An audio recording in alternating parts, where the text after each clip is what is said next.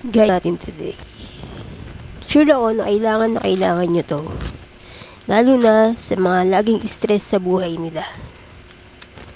For today's video, ipapakita ko sa inyo ang stress ball. So, sino dito hindi stress? Parang wala naman. Lagi naman kayong stress.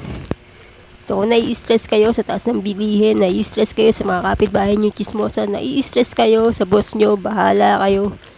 So, ito ang para sa inyo. Yan.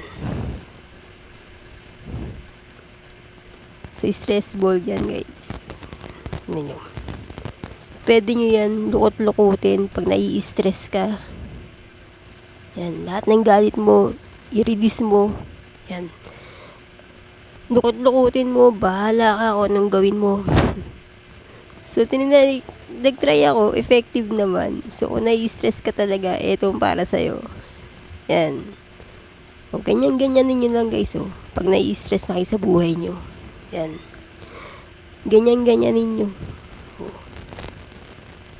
So, work it siya. Bahala kayo. Gusto nyo iba to, pwede rin. O, lamok-lamotakin nyo lang na ganyan. So, matatanggal na yung stress nyo. Kung gusto nyo, bato nyo sa kapitbahay nyo, pwede rin. Sa mga marites yung kapitbahay, ibato nyo, pwede rin. So, once again, stress ball. Yan.